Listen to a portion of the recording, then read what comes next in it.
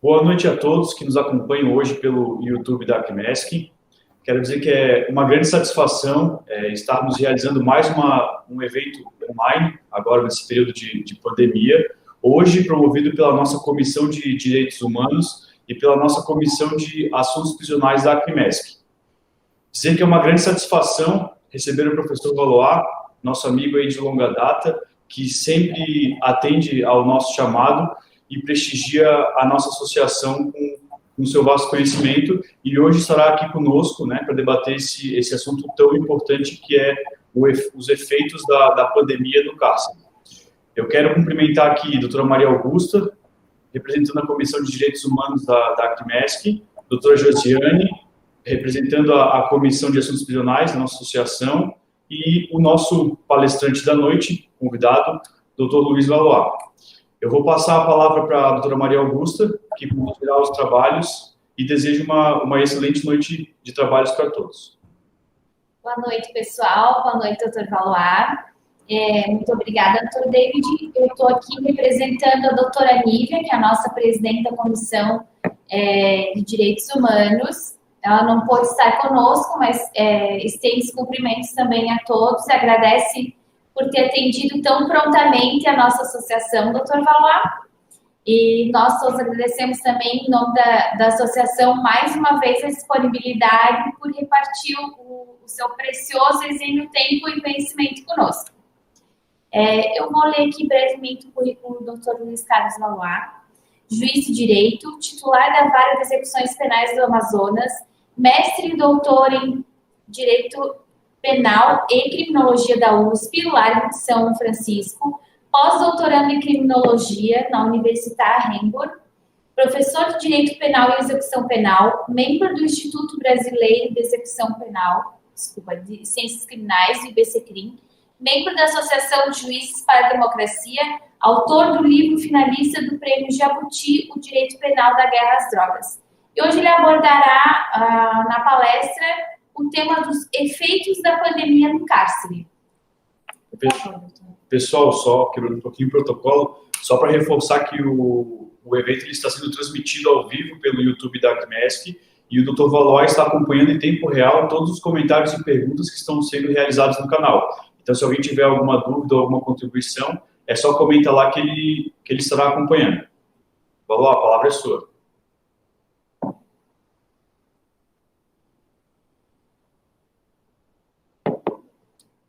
O teu som está mudo, Valois. Bem, agora já foram os agradecimentos, eu posso começar a palestra. Brincadeira. Bem, obrigado pelo convite. Queria agradecer primeiro às pessoas que não estão presentes, que é a Nívia, que me convidou, e a Ana Carol Vardi, que foram as duas que me convidaram, a doutora Nívia também, que me convidaram para participar. Tá?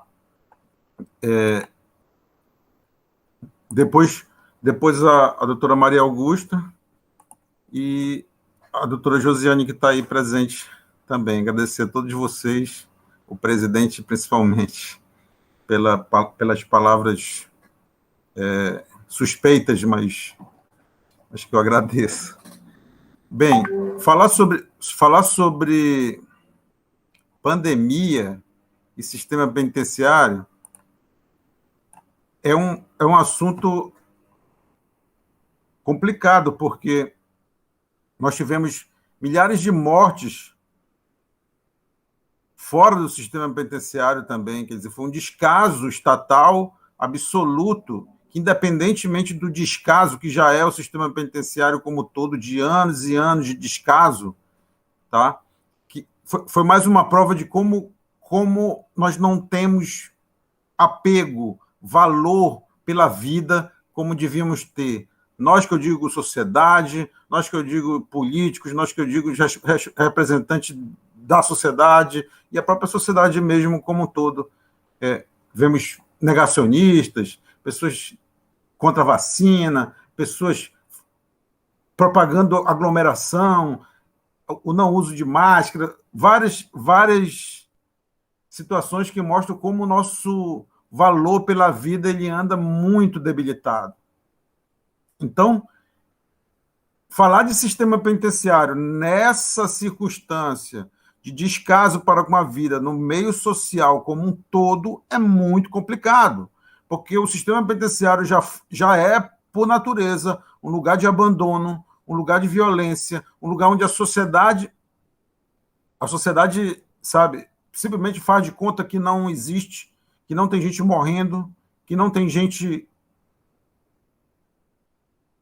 esquecida naqueles buracos que são as cadeias brasileiras. Tem uma entrevista do Theodor Adorno, filósofo alemão, logo depois que ele volta do exílio nos Estados Unidos para a Alemanha, e ele vai pesquisar as pessoas que sobreviveram, né, na guerra e que, de uma forma ou de outra, aceitaram os campos de concentração, aceitaram a política nazista. E ele pergunta de uma senhora, uma parteira de 35 anos, por que daquela situação? Ela falou assim, olha, nós não sabíamos bem o que estava acontecendo. A gente via alguns presos passarem por aqui, porque minha casa fica aqui perto de onde passavam os presos, e eles estavam com fome, a gente via que eles estavam com fome. Quando eu podia, eu dava comida para eles. Aí ela termina dizendo assim, mas não era tudo preso? Sabe, um negócio assim, que já é nosso padrão de sociedade capitalista, exploradora, essa nossa sociedade individualista, egoísta, egocêntrica, tudo, qualquer coisa que a gente possa chamar, mas já é padrão dela esse esquecimento da pessoa encarcerada. O próprio cárcere, ele aos poucos, desde o período colonial, onde as cadeias eram no centro da cidade. Na verdade, as cadeias do período colonial, elas eram no centro da cidade, chamavam casas de câmara e cadeia, porque os presos ficavam no andar de baixo e os vereadores ficavam no andar de cima. E o motivo dos presos ficarem no andar de baixo é para os presos mendigarem comida das pessoas que passavam na rua no centro da cidade. Por isso que chama de casas de câmara e cadeia. Os presos ficavam no andar de baixo mendigando comida. Com o tempo, essas prisões foram se afastando, se distanciando do centro da cidade, justamente para a gente não ver esse indesejado que é o encarcerado.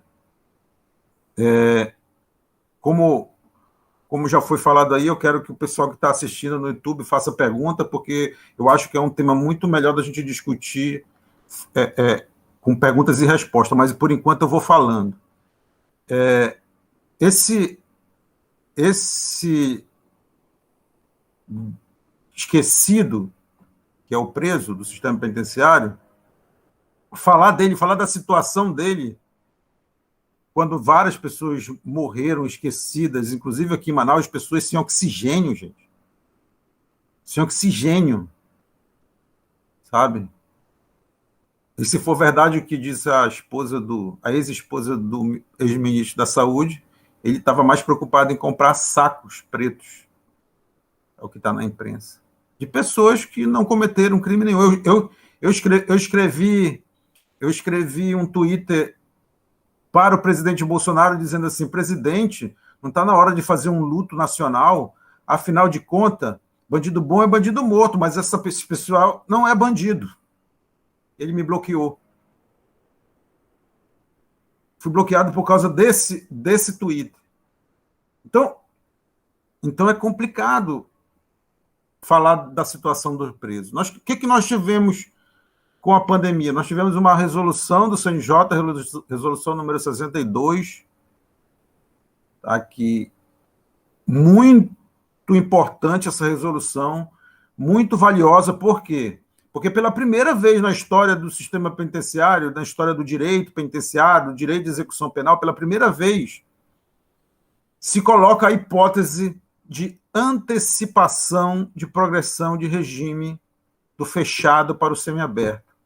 Na DPF do Estado de Coisas Inconstitucional, o Supremo Tribunal Federal já tinha considerado a possibilidade de antecipação do semiaberto para o aberto. Não faz diferença nenhuma, não causa nenhum impacto na população carcerária. Mas a recomendação número 62, ela pela primeira vez, quer dizer, tem a lei da delação premiada, que permite que o delator tenha diminuído o prazo de progressão de regime, mas isso a gente vai ver só em casos de colarinho branco, porque o pobre delator nunca vi ter delação premiada, só é o rico delator que tem delação premiada. Pobre se algum advogado já viu algum pobre ter delação premiada, eu quero que me conte, porque até agora eu só vi rico ter delação premiada. Quer dizer, se o cara está lá na boca e diz, olha, aquele é o traficante, não sei o quê, não tem delação premiada para isso. Tem a porrada se ele não falar.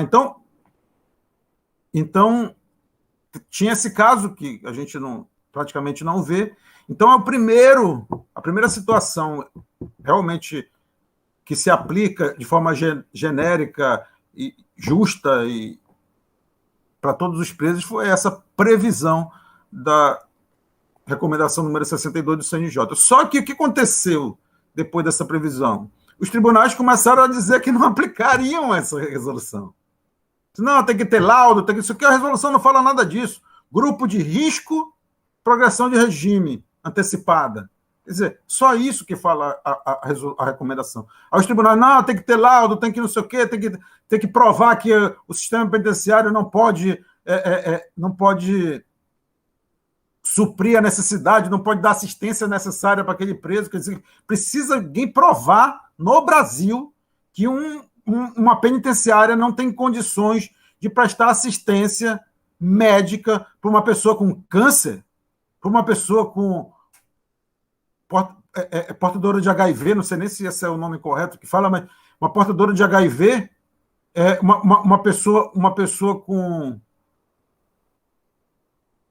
tuberculose em um período de pandemia. Será que precisa um laudo para provar isso? Mas tudo bem, nem com laudo tem se concedido nos tribunais brasileiros essa progressão de regime antecipada. Nem com laudo, porque o laudo tem que dizer que o cara está morrendo para poder ter uma prisão domiciliar no Brasil. Então, por que isso? Por que esse posicionamento repressivo do judiciário? É uma coisa que eu tenho discutido sempre com todo mundo, porque é muito importante de saber a causa desse comportamento repressivo do judiciário. Isso tem no meu debate sobre política de drogas, do meu livro Direito Penal da Guerra às Drogas, eu falo muito sobre isso, porque tem tudo muito a ver. Porque é um judiciário numa posição de órgão de segurança pública, juízes pensando que agem de acordo em favor da segurança pública. Tem, inclusive, eu já falei, acho até que para vocês, o trabalho do professor Rubens Casara, juiz do Rio de Janeiro, de doutorado dele, em que ele pesquisa alguns juízes no Fórum do Rio de Janeiro, e 80% dos juízes se achavam que trabalhavam em função da segurança pública. Quer dizer, o juiz ou ele é juiz ou ele é Batman. Não dá para ser as duas coisas ao mesmo tempo. Mas o que é isso? Isso nada mais é do que um populismo penal dentro do judiciário. É o judiciário agindo como polícia. É um judiciário propagando a demagogia do populismo penal. Mas para quê? Por que o judiciário faz isso? Porque, queira ou não queira, não tem como fugir disso. Inclusive, eu falo isso até em eventos do próprio judiciário, quando me chamam, que é muito raro, mas quando me chamam, eu falo.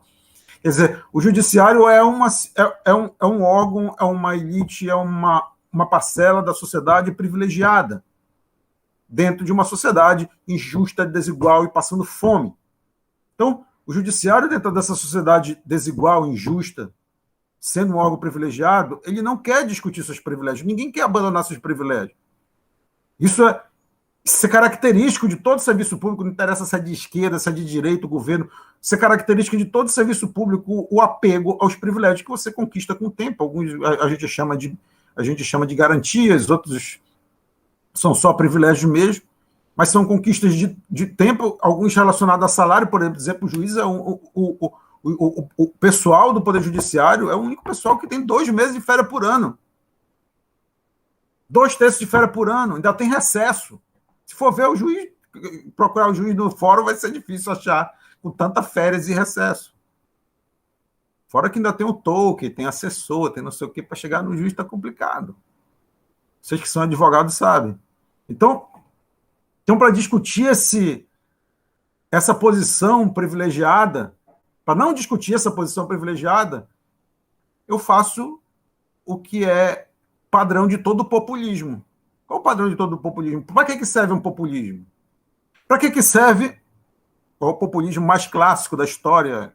É o pão e circo da Roma Antiga. Fazer pão, distribuía pão, fazia circo. O que é o direito penal, se não esse circo? Um circo de sangue, um circo de morte, um circo de violência. O direito penal é esse circo. Então, você favorecer esse circo é não discutir os verdadeiros problemas da sociedade. Agora, as pessoas aplaudindo esse rapaz que foi morto em Goiás. Circo. Circo de sangue, de morte, de violência. Cadê o direito penal? Cadê o devido processo legal? Cadê as garantias constitucionais? Cadê a Constituição Federal? Não, está todo mundo absolvido nesse êxtase de sangue, de violência e de morte, e para o judiciário isso é ótimo. Ele adota esse discurso populista, acaba abandonando a Constituição e ninguém fala de mais nada. Voltando para a recomendação 62 do CNJ,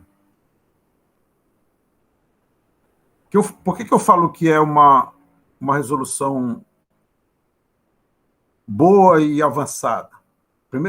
Primeiro, porque essa questão da progressão de regime, ela sempre foi um tabu. Ela sempre foi um tabu.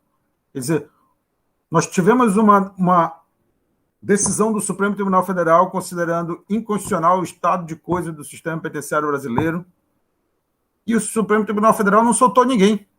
Quer dizer, ele chegou a bater no ombro do preso: olha, meu amigo, você está no sistema penitenciário inconstitucional, mas vai ficando aí, que eu não vou fazer nada. Quer dizer, vai continuar tudo do mesmo jeito. Só está declarado que é inconstitucional. Quer dizer, sabe, há um tabu, porque se você for ver, e isso foi a minha pesquisa de mestrado, você for pesquisar as decisões relacionadas à progressão, a maioria do indeferimento é porque o tempo de progressão é o mínimo, eu não posso passar daquele tempo. Quer dizer, como se aquele tempo fosse absolutamente necessário seguir. É 1/6, 2/5, 3/5, não sei o que, aquilo é absoluto para o judiciário. É o princípio da legalidade, como se o princípio da legalidade só servisse para isso, porque o princípio da legalidade na cela, sem colchão, sem doença, sem remédio para doença, sem médico, sem escola, sem nada. Para isso, o princípio da legalidade não serve. Para dizer que a prisão não é cumprida de acordo com a lei, o princípio da legalidade não serve. Aí quando você vai pedir a progressão de regime, não, certo, o princípio da legalidade. O que é isso, gente? Sabe, é uma irracionalidade muito grande. Por quê? Porque se coloca como órgão de segurança pública. Nós temos varas, gente, no Brasil, de combate. Vara de combate ao crime organizado, vara de combate à violência doméstica, vara de combate ao tráfico. Como é que pode ser uma vara de combate? Porque a vara é de justiça ou ela é vara de combate? Eu não sei porque ainda não criaram a vara de combate na execução penal. Eu acho, inclusive, uma grande covardia o juiz da execução penal ter esse posicionamento, porque, na verdade, ele é o último recurso de uma pessoa que o Estado já condenou, que o Estado está executando a pena. Então, o Ministério Público lá, que também devia estar fiscalizando, mas está como parte, parece como parte, acusando a formação do processo de execução penal, e acaba se sentindo na obrigação de pedir a diminuição de direitos daquela pessoa presa. Então, o juiz é o último recurso para ouvir o preso, para escutar o preso. E quando você vai escutar o preso, o juiz da execução penal é o juiz mais incompreendido de todos, porque ele não prende ninguém. Imagina, ele não pode suprir essa ânsia de populismo penal, porque ele não prende ninguém. Como é que pode ser juiz que não prende ninguém? Que juiz esquisito é esse? Tem juiz que nem entende o juiz da execução penal. Como é que pode juiz que não prende ninguém, só solta? E é esse o juiz que a sociedade pede, aceita e acaba não discutindo o próprio judiciário. O juiz da execução penal é um covarde se ele não se coloca entre a execução penal do Estado administrativa e os direitos do preso, de forma imparcial. Se ele se coloca do lado do Estado, o cara não tem mais recurso e ele já está entregue. Não precisava nem ter juiz da execução penal. Imagina, para que precisa de juiz da execução penal? Se não fosse para garantir os direitos do preso, porque já está condenado. Se não fosse para garantir o direito do preso, era só entregar o preso para a administração penitenciária e pronto, esqueci o cara lá. E não é para o juiz da execução penal não é para ser mais um órgão de segurança. Bem,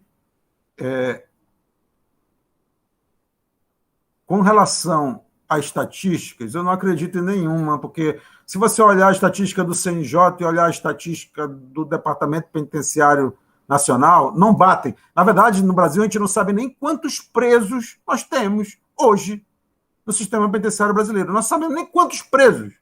Como é que eu vou dizer quantos presos morreram? Se a gente não sabe nem quantos presos tem.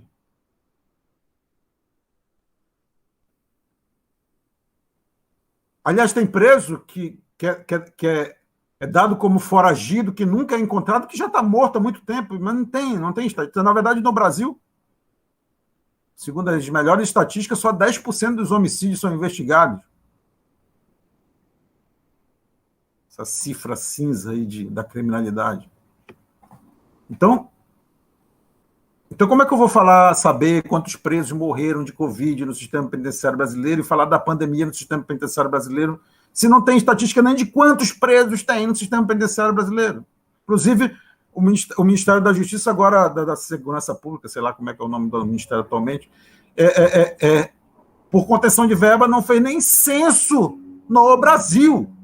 Quanto mais censo penitenciário. Nós não temos censo penitenciário, não temos censo, não temos nada. Que país é esse, gente? Nós não sabemos o número de mortes, não sabemos o número de vacina, não sabemos quando vamos nos vacinar, não sabemos nada. Não sabemos se vai ter segunda dose, se não vai ter, ninguém sabe nada. Na verdade, o que vocês pedem para mim, para fazer um resumo e falar da pandemia do sistema penitenciário, é muito ingrato, muito difícil. É muito difícil, porque eu já sou acusado de deixar as pessoas tristes. De deixar as pessoas sem esperança. Mas no direito, a pessoa que tem esperança nesse direito que a gente tem aí, realmente, sabe? Uma vez fizeram uma pesquisa das pessoas com depressão na área penal. Vai ter que pesquisar pessoas que não têm depressão na área penal, esses que são doentes. Bem, no meu caso, falando da minha experiência própria, no começo da pandemia, eu comecei a aplicar essa progressão antecipada a todos os presos em grupo de risco, pedi uma relação dos presos em grupo de risco e concedi prisão domiciliar. Quando faltava muito tempo para a progressão, concedia prisão domiciliar. Quando faltava pouco tempo para a progressão, eu concedia progressão antecipada. O tribunal reformou tudo. Tudo. Aí eu parei de conceder, porque é como eu digo quando as pessoas me perguntam, mas você diz que toda prisão no Brasil é ilegal, inconstitucional, e você ajuda a execução penal, por que você não solta todo mundo? Porque se eu soltar todo mundo, quem vai preso sou eu. E eu não quero ser preso. Você está vendo? Vocês estão vendo qual é a situação que a gente está? A gente tem a violação de direitos, a gente tem um sistema violador de direitos, e a gente não sabe o que fazer com isso, nem como melhorar isso, nem como amenizar isso. A gente não sabe. O advogado ele fica trabalhando casa a casa, tentando salvar uma vida, salvar uma outra vida, salvar a vida que é do seu cliente. A Defensoria Pública fica com a maior parte. Quando morre uma pessoa no sistema penitenciário, ninguém cobra nada. Gente, aqui em Manaus, assim, só que eu me lembre, de cabeça, assim, de rebelião, já morreram mais de 150 presos em rebelião. Nunca eu respondi a um procedimento sequer relacionado a esses presos que morreram na rebelião. Por que não fiz isso? Por que não fiz aquilo? Agora, preso que eu soltei, eu tenho bem uns 3 procedimentos contra mim. O que causa isso? Medo. Eu fiz até um Twitter hoje, porque o que eu mais escuto é desestímulo a continuar fazendo o que eu faço. Falou, para com isso, falou, vai viajar, falou, vai passear, falou, muda de vara, falou, não sei o que. Isso que eu mais escuto, até da família. Que é uma descrença total à luta por direitos.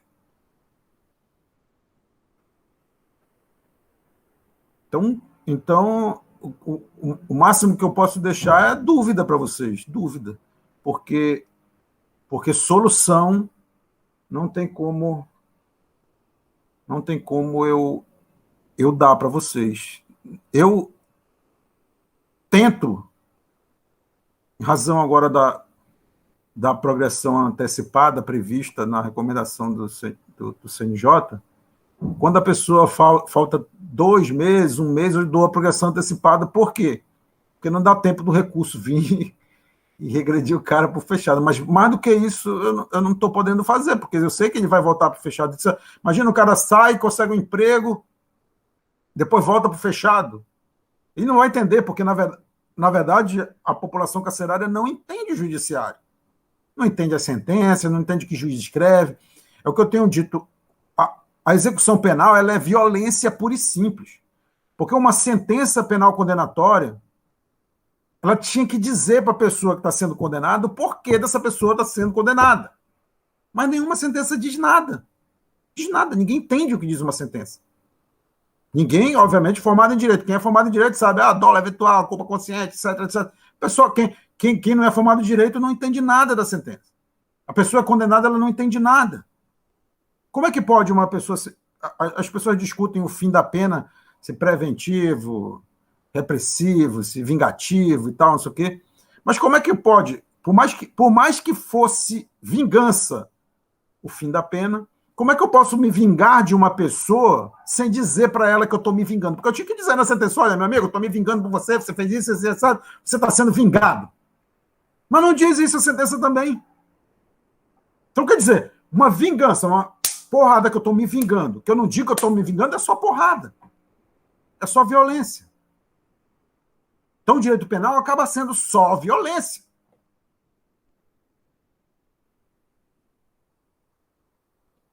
Eu sou totalmente descrente disso tudo aí, de que a gente vai mudar por dentro isso. Acho que só mesmo por intermédio da sociedade percebendo esse absurdo que é todo esse sistema de moer pessoas, que é o sistema penitenciário.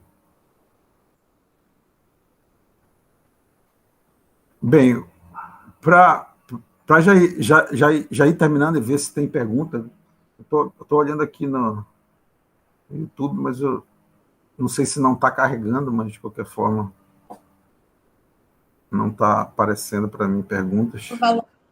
Eu tenho pergunta. Quanto à situação da vacinação, né, que foi mencionado que todos os estabelecimentos prisionais, todos os presos vão receber a vacina, né? E diante dessa situação aqui em Santa Catarina, a gente já tem informações, logicamente, nada ainda é oficializado, né? Que as famílias só retornarão após a segunda dose da vacina. A minha pergunta o senhor entende que isso é inconstitucional ou constitucional no sentido de que está privando cada vez mais? Já se passaram 1 ano e meio, né? E agora a gente não sabe se essa segunda dose ela realmente vai chegar ou ela não vai chegar, né? Então eu queria saber o que o senhor entende sobre essa situação da vacinação, se realmente está próximo às famílias terem acesso aos seus, né, aos entes queridos que estão lá dentro do cárcere, ou se não, o senhor acha que isso ainda vai levar um tempo? A própria ausência de vacina é inconstitucional, né? Quer dizer, não só na prisão, como em todos os cantos, a ausência de vacina é inconstitucional. Está na Constituição lá o dever do Estado da saúde pública. Agora, no sistema prisional, essa questão da visita é um absurdo muito grande. A pessoa está sendo punida 2 vezes. Tá? 2 vezes. Aliás, não só ela está sendo punida, a pena está passando da pessoa do criminoso, porque está punindo também a sua família. Então, é uma pena totalmente ilegal. Quer dizer, é um agravamento da pena já ilegal, que é a pena do sistema penitenciário brasileiro. Quer dizer, mas o que a gente faz? Como que a gente faz se as pessoas estão morrendo por falta de oxigênio? Né? Aí eu falo como falou a entrevistada do teu Adorno, e são todos presos.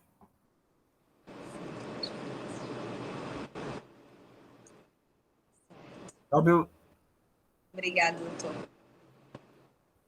Pois então, eu acho que dessa situação da pandemia e da recomendação do CNJ, o fato de ter previsto essa antecipação de progressão, ela pode servir como... Eu, por exemplo, vou usar isso para sempre, mesmo revogado da recomendação, a resolução, eu vou usar isso para sempre como um precedente, porque preso doente no sistema penitenciário, sem saúde, sem medicamento, tem o tempo todo. Né? Vou usar isso para sempre. Agora, o próprio ministro Fux, depois da recomendação, já começou a dizer que a recomendação não se aplica para crime hediondo, não se aplica para crime assado. Como é que pode a pessoa cometer o crime hediondo, pode morrer? Para ela tem pena de morte, para outra não tem. Como é que é isso? Sabe, são coisas tão irracionais que é muito difícil a gente, e aceitas, né, como normais, que é muito difícil a gente alertar para o absurdo e para a irracionalidade disso tudo. Muito difícil, porque são presos. Por isso que eu acabei, na minha história de acadêmica, de estudante, eu acabei passando para falar da questão das drogas. Porque olha só que absurdo. Olha só. A proibição das drogas, na proibição das drogas, as pessoas são presas porque violaram, e isso é o bem jurídico tutelado, a saúde pública. A saúde pública. Quantas pessoas estão nas penitenciárias brasileiras com diabetes, hipertensão, câncer, AIDS, tuberculose, em plena pandemia, sem assistência médica, sem vacina, presas porque violaram a saúde pública?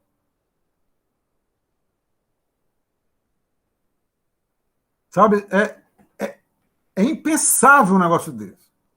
Impensável. Quer dizer, você vai ser punido porque violou a saúde pública num local que viola a saúde pública todo dia. E o pior de tudo, ainda tem droga lá dentro.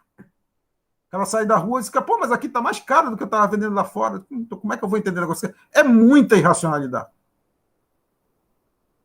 É muita irracionalidade.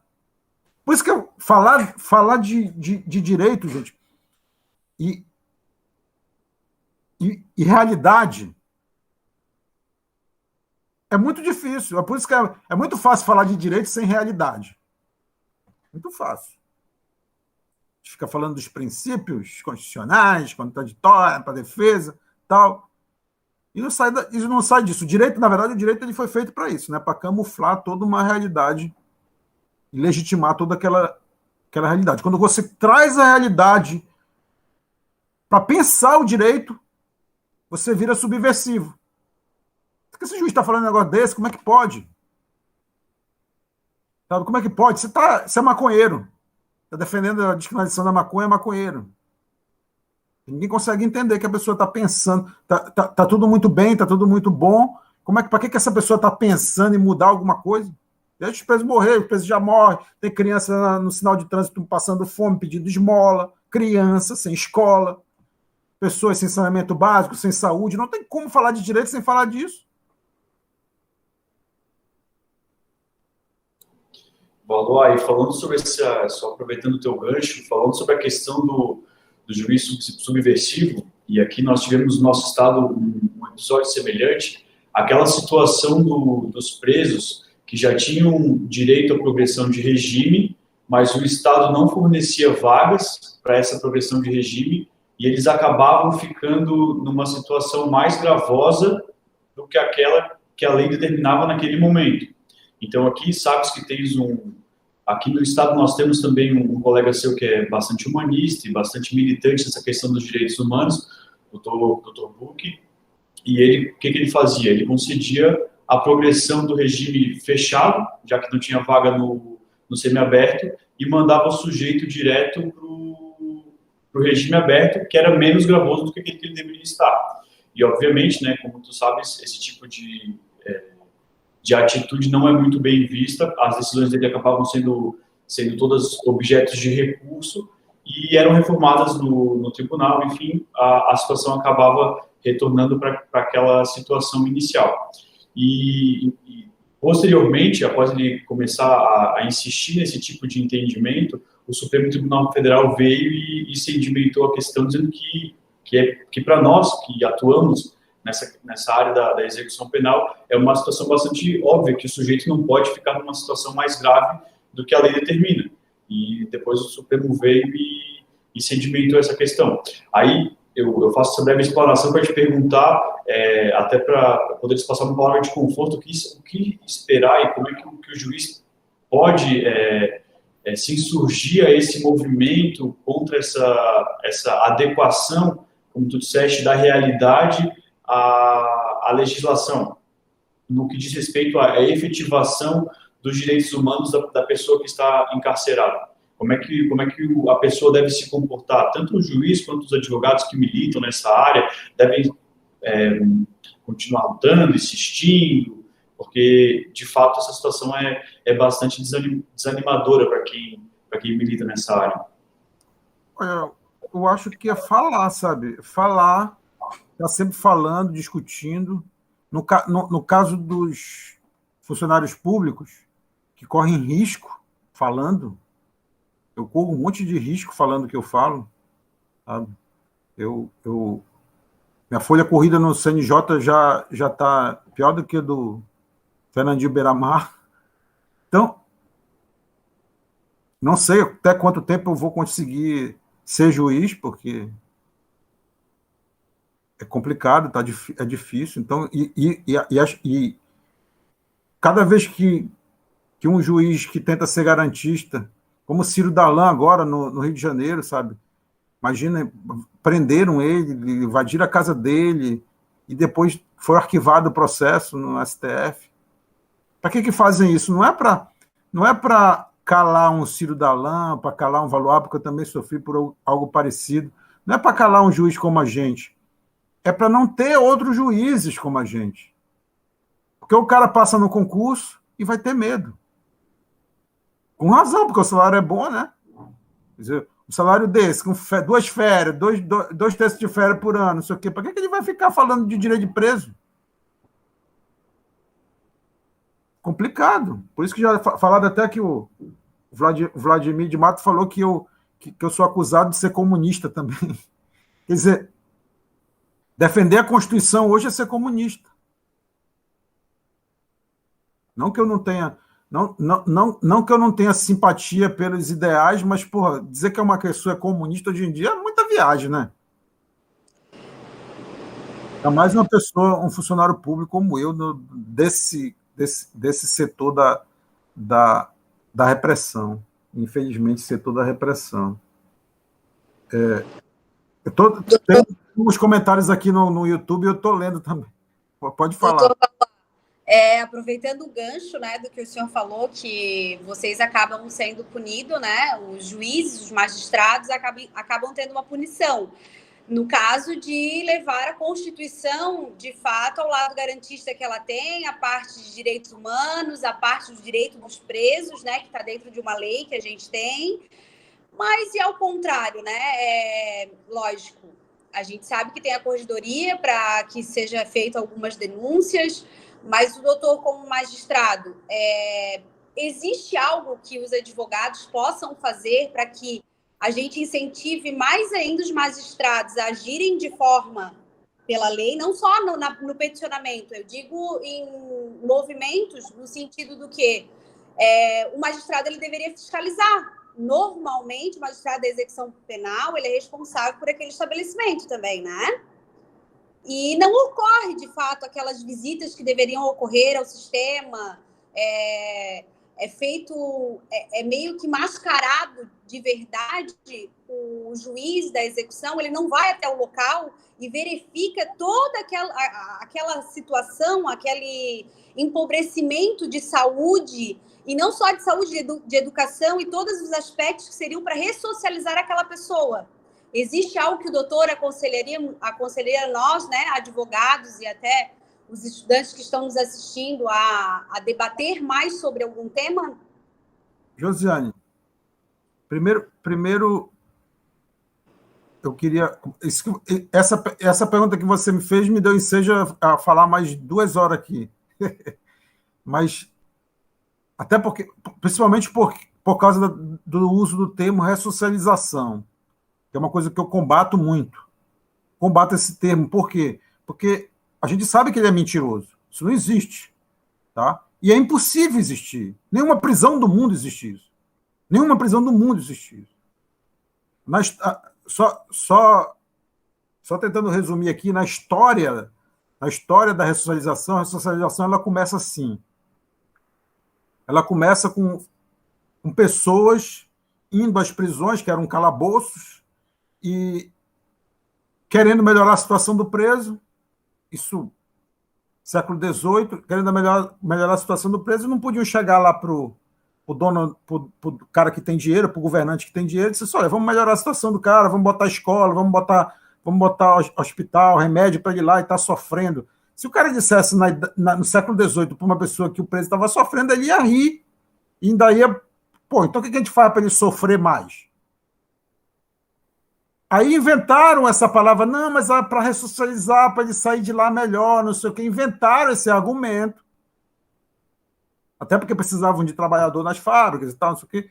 Inventaram esse argumento para poder melhorar a situação do preso. Só que no Brasil, a gente não tem... O que esses filantropos estavam fazendo quando pediam ressocialização? Eles estavam querendo melhorar a situação do preso. Era um argumento, mas era uma falácia. Eles sabiam que não ia ressocializar ninguém, mas melhoraria a situação daquelas pessoas que já estavam presas. E óbvio que facilita para quem quiser deixar de cometer crime, porque essa penitenciária brasileira, ela, na verdade, ela é um facilitador para a pessoa continuar cometendo crime e aumentar a quantidade de crimes que ela vai cometer. Então, a gente não precisa desse subterfúgio. Por quê? Porque a gente já tem no artigo 5º da Constituição, no artigo 1º da Constituição Federal, fundamento do Estado Democrático de Direito, a dignidade da pessoa humana. Ninguém precisa dizer que vai colocar escola na penitenciária por causa da ressocialização. Porque, para respeitar a dignidade de uma pessoa que vai passar 10, 15 anos, tem que ter uma escola lá. A pessoa não pode passar 10 anos, 15 anos presa e sair de lá analfabeta, como tem saído no Brasil. Isso é não respeitar a dignidade da pessoa presa. Então, algumas coisas, por exemplo, chamar direito do preso de benefício. O advogado já está dando um tiro no pé dele. Eu estou querendo benefício. Benefício eu dou se eu quiser. Benefício é benefício, o benefício é benesse. Eu dou se eu quiser. Tem inclusive, uns e outros que chamam de benesse. A benesse do livramento condicional. Ora, se está na lei, é direito. Então, a primeira coisa que eu digo, olha, chamem sempre direito de execução penal de direito de execução penal. O preso está requerendo o seu direito à progressão. O preso está requerendo o seu direito a livramento condicional. Porque é direito, preenchendo os requisitos da lei, é direito. Então, benefício, ressocialização, tem um monte de distúrbio do direito que impede a gente de ver aquela pessoa como uma pessoa cumprindo uma pena. Inclusive, sempre para as pessoas que propagam ódio, eu sempre costumo dizer assim, cara, o que é crime? O que é crime? Crime não é violar a lei? Crime não é violar a lei? Se não houvesse lei, não havia crime. Como é que eu posso punir uma pessoa que violou a lei, violando a lei? Quer dizer, porque se não existe lei para mim, não vai existir lei para ele. Todo mundo vai poder cometer todo o crime do mundo. Posso matar, posso roubar, pode fazer o que quiser. Porque se o Estado não cumpre a lei, como é que ele pode exigir que o outro, o cara lá da sociedade, cumpra a lei? Sabe? É sempre trabalhar com óbvio, com lógico, sabe? Porque é essa matemática que não bate. A matemática que está escrito na lei não está sendo realizado na realidade. Então eu acho que o discurso jurídico ele atrapalha. O discurso jurídico ele atrapalha no direito. Para quem está defendendo o direito das pessoas violadas pelo sistema como um todo. O discurso jurídico ele acaba atrapalhando, ele acaba facilitando o papel do juiz que quer negar esses direitos. Então, quanto mais o advogado puder trabalhar com a realidade, sabe? Se o juiz não vai na penitenciária, coloque foto dele doente na cela, coloque foto da cela lotada.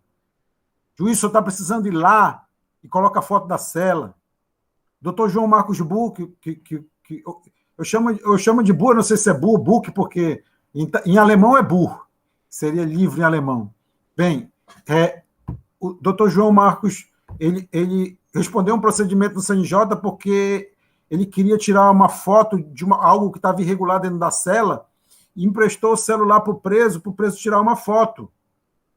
E respondeu um processo como se estivesse dando o celular para preso. Olha. Sabe? É uma coisa absurda, quer dizer, foram tentar punir o juiz por tentar bater uma foto de algo irregular dentro da cela. Cobrem dos juízes da execução penal a criação dos conselhos da comunidade, que tem a obrigação de ter um representante da OAB.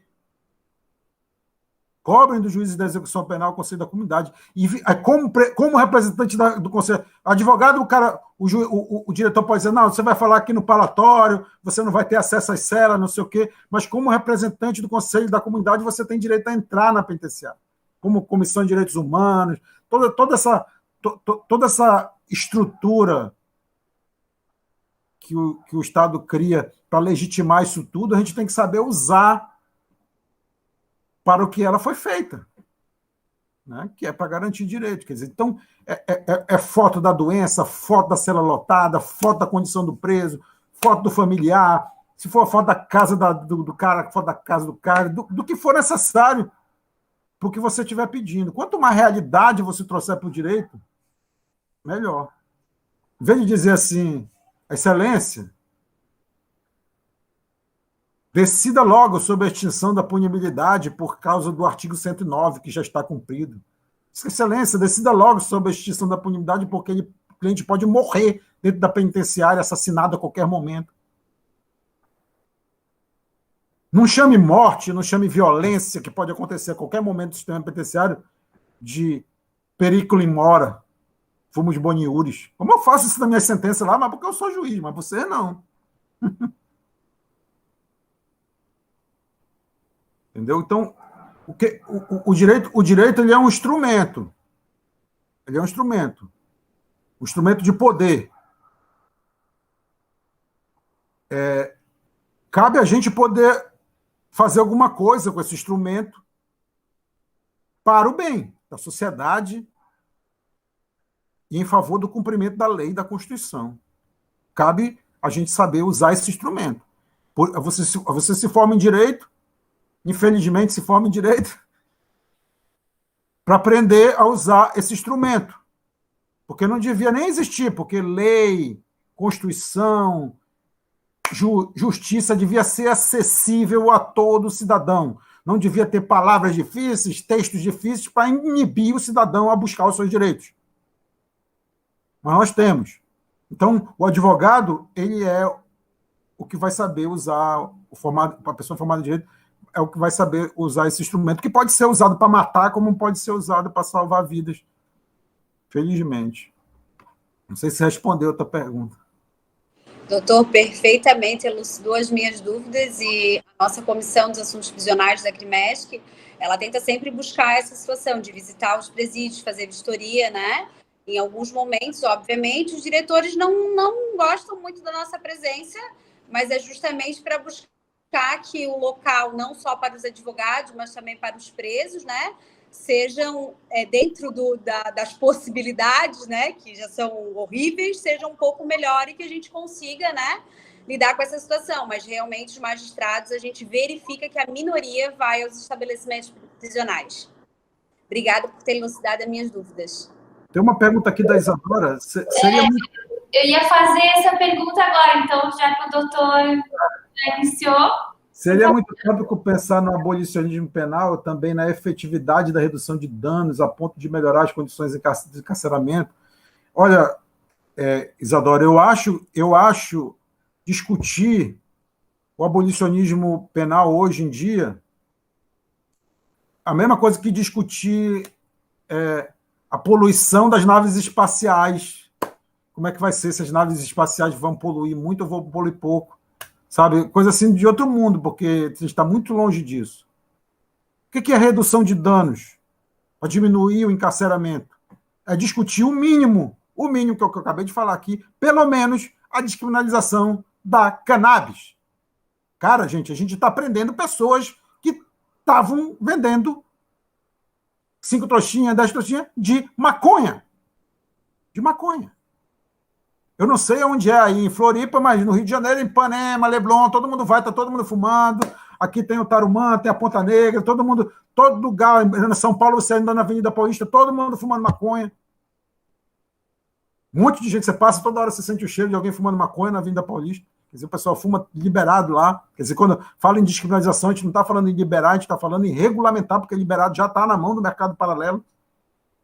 Então, acho que a descriminalização, pelo menos da cannabis, que já diminuiria. Pessoal, olha só, a descriminalização da cannabis ela já diminuiria, pelos meus cálculos, 20% da população carcerária. Porque se 40% da masculina, 40% da população... A cannabis ainda é a droga mais apreendida nos processos de droga. E se ela é a mais apreendida e 40% da população carcerária é em razão da política de drogas, se a gente descriminaliza a cannabis, só aí já diminui 20% da população carcerária toda masculina.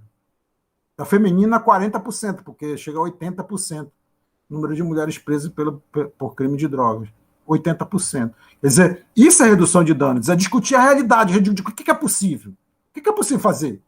Eu vou diminuir a pena do assalto à mão armada? Quem vai conseguir isso hoje em dia? Eu vou diminuir a pena do estupro? Eu vou diminuir a pena do homicídio? Não vou conseguir isso, não é uma discussão muito difícil de hoje em dia. Por mais que tenha toda uma história de aumento de pena equivocada, que as pessoas não estudam e acabam não sabendo por que as penas chegaram esse tempo todo, que inclusive tem a ver com a palavra ressocialização. Se você for ver a exposição de motivo da parte geral do Código Penal, você vai ver que o regime semiaberto e o regime aberto foram criados junto com o aumento da pena. Quer dizer, eles aumentaram a pena para botar o semiaberto e o aberto. Por isso que quando muitas pessoas dizem assim, o regime semiaberto é impunidade, mas o regime semiaberto não foi para ser punição, ele foi feito para ser ressocialização. Quer dizer, está lá na exposição de motivo da parte geral do Código Penal. A pena foi aumentada para colocar o semiaberto e o aberto. Então, a parte retributiva da pena é só o regime fechado. Não tem que ter punição no regime semiaberto. Então, não é impunidade o semiaberto. Nunca.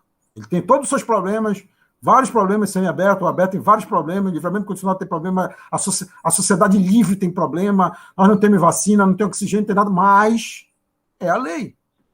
E esse semiaberto e esse aberto foram criados com base nessa ideia de reeducar aquela pessoa, porque eles diziam que pena de curta duração não era suficiente para reeducar a pessoa tinha que ficar muito tempo para ser reeducado. Você vê que a ressocialização ela fez aumentar a pena, uma coisa que era para ser benefício do preso veio para piorar a situação do preso. Isso foi falado aqui no chat aqui do YouTube também. Quer dizer, a ressocialização sendo usada para agravar a situação do preso. Isso é várias vezes isso é usado em argumento jurídico. Então a pena foi aumentada utilizando esse argumento. E o que a gente, voltando à pergunta, o que a gente tem de possibilidade, porque Estados Unidos, agora o México, a Suprema Corte do México descriminalizou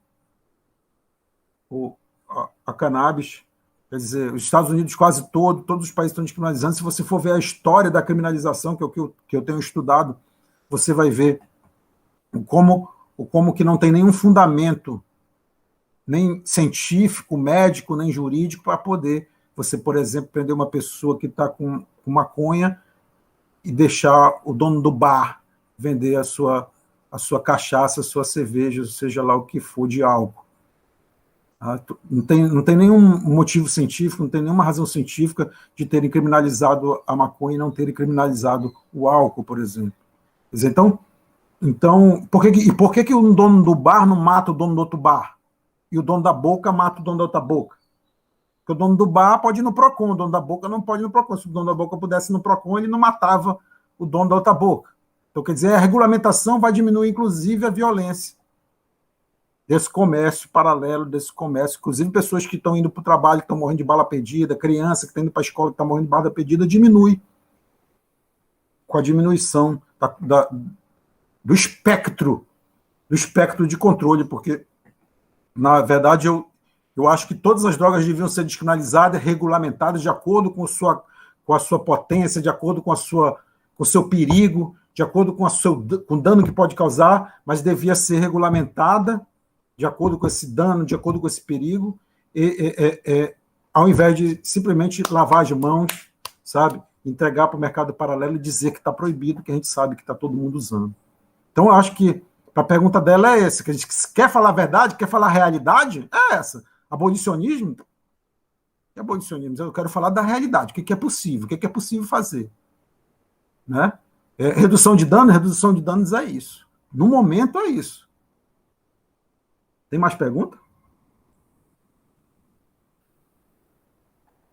O Mário Mota está perguntando se poderia considerar o Estado como uma instituição criminosa. Claro que é uma instituição criminosa.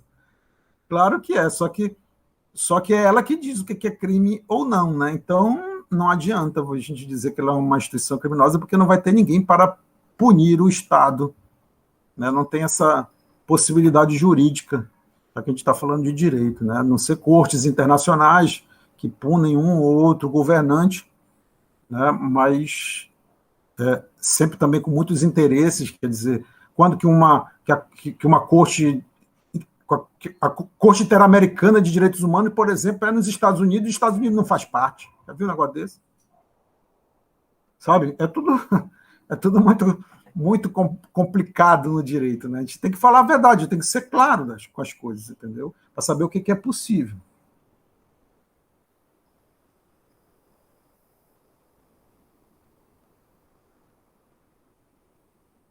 Estou olhando se tem mais pergunta aqui.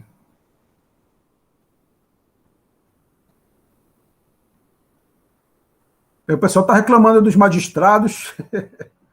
Bem, como eu falei, pessoal, é muito cômodo o cara ganhar esses 2 meses de férias por ano, esses excessos, viajar para Disney, vai para Orlando com a mulher, com o filho, etc, e não discutir a realidade, é muito cômodo. Encarcera, quer dizer, eu conto que o juiz da execução penal, ele é tão incompreendido, aliás, que ele chega no aniversário de criança, aí o Juquinha, olha isso aqui, o doutor Valois, o Juquinha é o aniversariante, Juquinha, olha aí, olha, o doutor Valois é juiz, ele vai te prender, Juquinha, vai te prender. É assim que a sociedade pensa que juiz tem que prender, juiz tem que ser assim, o cara que prende. Então, enquanto a sociedade não se perceber que o juiz, o próprio policial, gente, a polícia, no Código de Processo Penal, ela não é uma polícia para investigar ninguém, não, gente. É uma polícia para investigar fato. Fato, não é pessoas. Hoje em dia já se criou no âmbito jurídico, o cara é investigado. Investigar de quê, gente? Tem que ter um crime, crime que tem que ser investigado, não é a pessoa que tem que ser investigada. Então, a polícia era para investigar um fato e trazer, inclusive prova a favor daquela pessoa.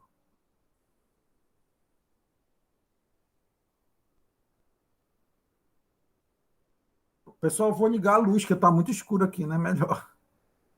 Só um minuto.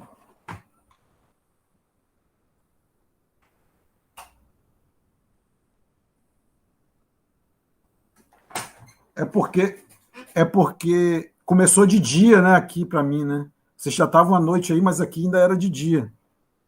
E aí eu estou economizando energia elétrica porque o governo já falou que vai aumentar 50% e vai ter racionamento. Tem mais pergunta?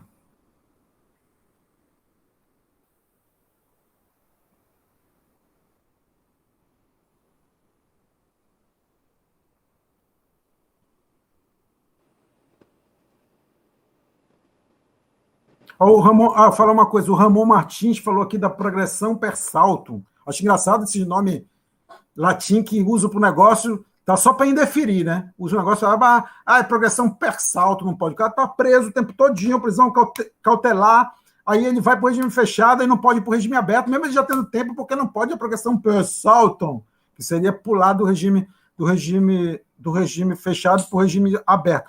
Só que, observem, advogados, o pacote anticrime não tem mais aquela expressão cumprida no regime anterior. Não tem. Porque essa progressão per salto ela foi inventada dizendo que é afetada porque a redação original do artigo 112 da Lei de Execução Penal dizia assim: cumprido um sexto no regime anterior. Aí o que o judiciário interpretava? Que era regime anterior, se o cara tinha ido para o semiaberto, ele não tinha um sexto ainda não no regime semiaberto, mesmo que ele já tivesse um sexto no total da pena, 2/6 no total da pena, não podia ir para o regime aberto. Aí eles inventaram esse negócio de que não podia progressão per saltum, né? Esse nome latim só para indeferir direito, né? Para parecer que é bonito e é científico o indeferimento de direitos, quando o cara tem direito violado o tempo todo, o próprio tempo de prisão cautelar dele é violação de direito. Então, a atual redação do artigo 112 da Lei de Execução Penal não diz mais esse cumprido no regime, um sexto regime anterior, tá? De só a progressão do crime tal é tanta a progressão do crime tal, é tanta a progressão do crime tal, não diz mais no regime anterior. E, inclusive, eu tenho defendo no meu livro, agora vai ser a segunda edição do Código de Processo Penal, do processo de execução penal do Estado de Coisas Inconstitucional, que eu defendo, inclusive, que, como o artigo 112 agora diz que a progressão é de acordo com o crime, tal, 16% se o crime for assim assado, 30% assim assado, 40% é assim assado. Essa progressão só deve ser do fechado para o semiaberto. Do semiaberto para o aberto tem que ser o mínimo. Por quê? Porque ele já foi punido na progressão por ser aquele crime. Ninguém pode ser punido 2 vezes pelo mesmo fato. Então, o período dele já foi mais grave pelo crime na primeira progressão, não pode ser na segunda. Que eu tenho defendido no meu livro Processo de Execução Penal e Estado de Coisa Constitucional. Outra, se o cara regride do fechado, do semiaberto para o regime fechado, a progressão dele não pode ser dentro daquelas características do 40% se for crime hediondo, não sei o que, se for. Não pode. Por quê? Por que não pode? Porque ele não regrediu por ter cometido o crime. A não ser que ele regrida por ter cometido crime. Mas se ele regrediu por uma falta grave, por um não cumprimento da tornozeleira, por não volta no colônia agrícola, no regime semiaberto, ele não pode ser punido como se tivesse cometido um crime. Porque aí você vai estar criando uma situação de injustiça. O que eu tenho defendo no meu livro, que deve ser lançado agora em julho.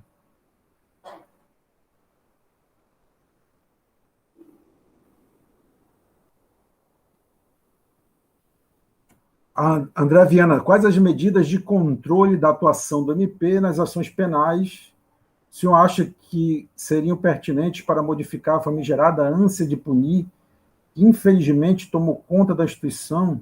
Bem, o Ministério Público já tem o CNMP, né, que é controle, tem corregedoria.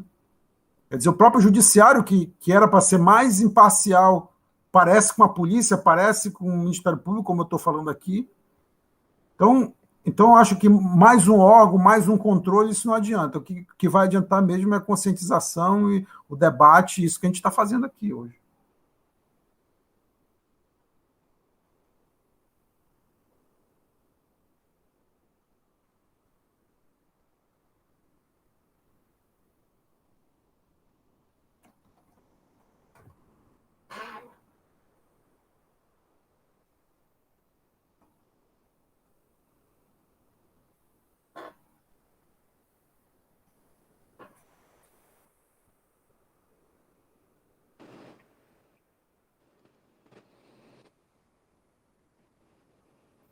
Eu não consigo fazer outra pergunta, dada a hora que o doutor também tem um compromisso, né? Eu queria ver se alguém mais tem alguma pergunta para que a gente possa finalizar os trabalhos. O Janson Matos perguntou aqui, professor, você acha que o retorno atrasado da saída temporária deve ser punido como fuga? Claro que não. Claro que não. Fuga, a palavra fuga, o nome já está dizendo. Tá? Eu quero fugir. Tem um dolo aí na fuga. Quer dizer, se eu chego atrasado do regime no regime semiaberto, isso não é fuga, pô. Isso nem é tentativa de fuga. Como é que pode ser tentativa de fuga se eu estou voltando? Se fosse crime, ainda teria um arrependimento eficaz, porque se fuga fosse crime e eu voltasse, era arrependimento eficaz. Pronto, eu ia fugir, não fugi, voltei. Quer dizer, imagina se fuga fosse crime, eu tivesse que voltar às 5 horas da tarde, se eu voltasse às 6, se isso seria crime. Impossível ser crime. Como é que vai ser falta grave? Não dá. Chegar atrasado... Aliás, até faltar uns 2 ou 3 dias, acho que não deveria configurar falta grave se o cara está voltando. O cara, às vezes, está doente, tem problema na família, alguém ficou doente, não conseguiu voltar, e comprovando isso, óbvio que isso não é uma fuga. E você vai punir como se fosse uma fuga? Sabe? É um absurdo. Isso é até injusto, porque o outro que fugiu vai pegar a mesma pena, às vezes até menor do que a desse cara que não fugiu, porque se o crime dele for menor, ele vai pegar uma pena menor, né, do que o outro cara que não quis fugir. Então, qualquer situação de injustiça, gente, ela tem que ser o padrão para a gente analisar a lei. Porque a lei ela não foi feita, óbvio, para manter situações de injustiça. Ela foi feita para evitar a injustiça. Então, as interpretações têm que ser feitas para evitar a injustiça. Falar sobre a questão do regime de proibição internacional no médio e longo prazo tem mais perspectivas de ser desmontado pelo Ocidente junto à ONU ou minado por ela pela comunidade internacional. Não entendi, Vinícius, muito essa pergunta.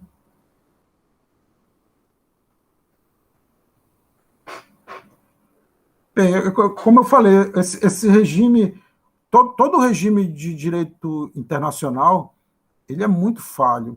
O próprio Zaffaroni, participei de um evento com o Zaffaroni, da Corte Interamericana de Direitos Humanos, terminou dizendo que não acreditava na punição de alguns países aliados aos Estados Unidos. Então, quer dizer, que justiça é essa que eu posso punir um e não posso punir outro? Fica parecendo a nossa própria justiça. Quer dizer, então eu não sei. Em termos de direito internacional, justiça internacional, não é a minha especialidade, mas eu vejo que muito depende da vontade política, né, como quase tudo no direito, que também é política, né? A gente esquece que o poder judiciário é um poder político. Tanto que Montesquieu dividia em poder judiciário, poder legislativo e executivo, os poderes políticos do rei.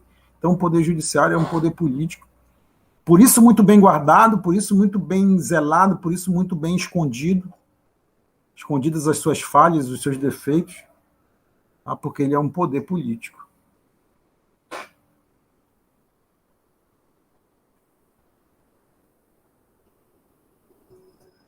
A Maria Mota fala que o Código Penal brasileiro é caduco e desastroso. Vivemos em um cenário de insegurança jurídica.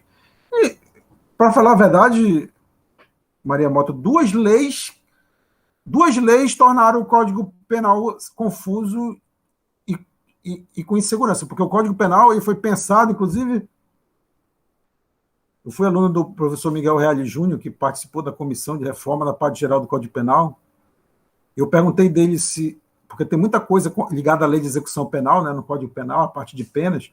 Perguntei dele se eles dialogavam com a lei com a comissão da elaboração do Código da Lei de Execução Penal. Ele falou que sim, quer dizer, então existia um ordenamento jurídico sistêmico, pensado para o direito penal. O Código Penal ele tem princípios, tem normas que se interrelacionam. Só que duas leis atrapalharam isso. A primeira foi a Lei de Crimes Hediondos. Autoria de quem? Roberto Jefferson. A Lei de Crimes Hediondos é do Roberto Jefferson. E a Lei Pacote Anticrime, que é de autoria do Moro. Que uma das suas ideias como ministro da Justiça era pintar na parede das penitenciárias: não entre em facção. Era a ideia dele. Ele ia combater a facção pintando nas paredes das penitenciárias: não entre em facção. Esse cara que é o autor da lei Pacote Anticrime. Você vê o nível de realidade que o autor da lei vive. Entendeu? Então nós tivemos duas leis. A Lei de Crimes Hediondos, por exemplo, homicídio é crime hediondo. Ora, o que é hediondo? E o princípio da legalidade? Não há crime sem lei anterior que o defina. Como é que pode ser um crime hediondo? Eu só dizer que esse crime é hediondo, esse crime é hediondo, esse crime é hediondo, e não dizer por quê. Cadê o princípio da legalidade? Quer dizer, tudo desvirtuado só para aumentar a pena. A Lei de Crimes Hediondos só veio para aumentar a pena. E deturpar os prazos de progressão e livramento condicional que combinavam. Aí veio o pacote de crime agora, que a progressão é por cento, tantos por cento para cá, tantos por cento para lá, sabe? Um monte de absurdo, porque olha só como a questão sistêmica ela é violada. Quando você, no sistema do Código Penal, quando você criou penitenciária, colônia agrícola e casa do albergado, um para regime fechado, outro para regime semiaberto, outro para regime aberto. Por que se fez isso? Por que não criou só um estabelecimento penal geral, botava o pessoal do semiaberto lá dentro, do fechado lá dentro, aberto lá dentro, saía um, outro não saía? Por quê? Porque o legislador pensou num princípio chamado princípio da isonomia, que pessoas sob o mesmo teto devem viver sob regimes jurídicos iguais. Quer dizer, pessoas sob o mesmo teto não podem viver sob regime jurídico diferente. Então, quer dizer, não podia ter um cara preso em regime fechado e outro no semiaberto, no mesmo lugar, um saía para trabalhar, voltava e o outro ficava lá preso o tempo todo. Quer dizer, isso seria mais incompreensível ainda para a pessoa que estava presa. Aí vem um legislador, cria progressões diferentes para pessoas no mesmo estabelecimento penal. Quer dizer, viola esse princípio da isonomia. Inclusive, a Lei de Crimes Hediondos diz que teria que construir outros estabelecimentos penais, mas nunca construiu, e fica todo mundo entulhado, quer dizer, crime hediondo, crime comum, tudo com prazo de um é tanto, outro prazo de outro é tanto, na mesma cela. Viola o princípio da autonomia, viola os princípios da próprio Código Penal, da Lei de Execução Penal. Quer dizer, essas leis vieram deturpar tudo. Não é o Código Penal que é ultrapassado e que causa insegurança jurídica. É a vontade de aumentar a pena, de criar crime, esse populismo penal que faz com que ninguém ligue mais para o sistema penal, ninguém ligue mais para um sistema orgânico. Tanto que o pacote anticrime não teve nem exposição de motivo, gente. Não teve uma comissão elaborando. Foi um mago que foi dormir, imaginou uma lei de processo penal, de execução penal, de direito penal, uma lei de tudo.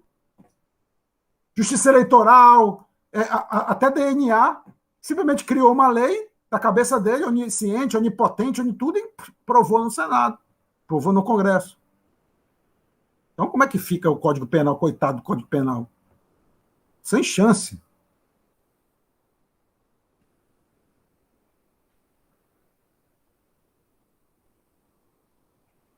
Bem, eu acho que não tem mais pergunta, tem? Eu não consigo visualizar mais nenhuma pergunta aqui, mas foi bem elucidativo essa abordagem toda do doutor.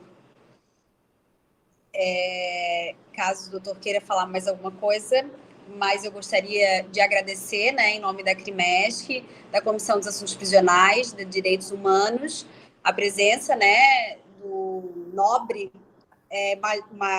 magistrado, até mesmo porque nós não temos essa raridade aqui em Santa Catarina, certo? Por mais que eu agora me fugiu o nome do magistrado, que é mais ou menos bonzinho, né? Que é assim que é entendido que o senhor é bonzinho, mas não é bonzinho, o senhor vai valer a lei, né? Tá lá, tá escrita na Constituição, então tá na lei.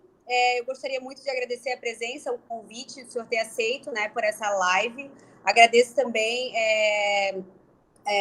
a presteza da Comissão dos membros da Comissão dos Assuntos Prisionais, da Comissão dos Direitos Humanos, a doutora Nívia, a doutora Ana, que puderam fazer essa ponte, né, para que o doutor pudesse estar aqui hoje, né, nos prestigiando com a sua fala. Agradeço também todos que participaram dessa live hoje. E eu gostaria também de lembrar as pessoas que participaram e precisam de certificado, caso queiram, né, receber o certificado por horas, entre em contato com o e-mail da assuntosprisionais@acrimesc.gov.br ou direitoshumanos@acrimesc.gov.br para que a gente possa fornecer esse certificado. E assim eu passo a palavra ao presidente. Muito obrigada.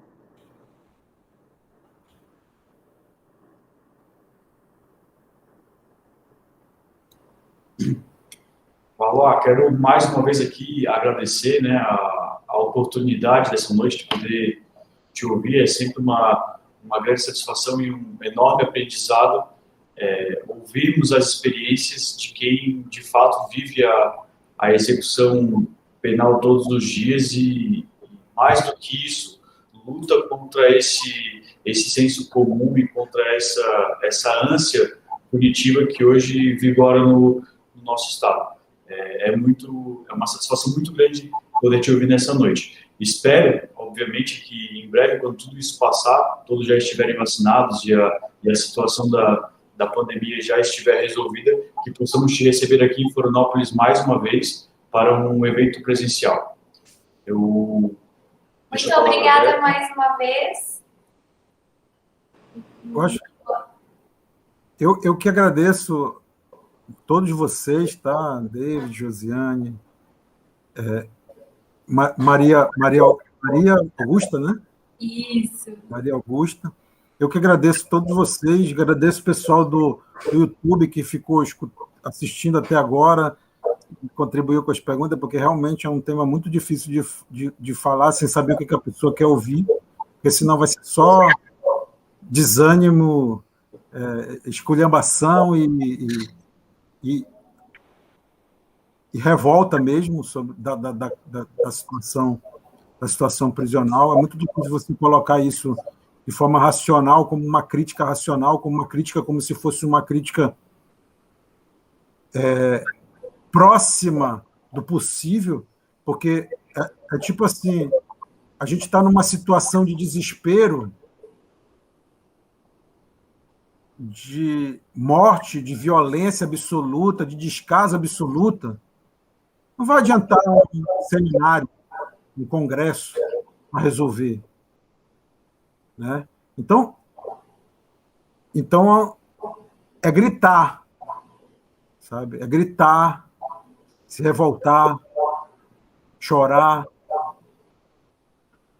É a única forma que tem de lidar com essa situação que a gente tem. Então, as perguntas são muito importantes para poder, inclusive, eu não me desviar para o desespero total e falar um pouco de direito. Persistir e não desanimar, né, Valois? Hã? Persistir e não desanimar, sempre. E eu acho que antes dos eventos presenciais voltarem, devo ir a Floripa e fazer uma visita, mesmo sem ser em evento, com certeza. Coisa boa. Não deixe de nos avisar. Pessoal, então, já encaminhando para o encerramento do evento, agradeço mais uma vez todos que nos acompanharam pelo YouTube. Aproveito também para convidá-los fui alertado disso agora há pouco, a ativar o sininho do canal da associação. Então, sempre que tiver alguma live, algum vídeo novo, ativando esse sininho, a pessoa receberá a notificação do novo conteúdo no canal. Tem muito material para aproveitar no nosso canal, temos outros eventos, inclusive as palestras que o Dr. Valois já ministrou para nós aqui na associação, tanto presencialmente quanto virtual. Então, fica o convite para que todos conheçam o canal da Acrimesc no YouTube. Muito obrigado mais uma vez a todos e eu declaro encerrados os trabalhos. Paulo, ia falar alguma coisa? Não, tá bom. Eu ia falar para procurar no meu YouTube também, lá para curtir lá meu YouTube. Mas... Por favor, já aproveita. Eu não publico quase nada, era só uma brincadeira. Então tá certo, pessoal. Muito obrigado, viu? Boa noite a todos. Boa noite. Boa noite.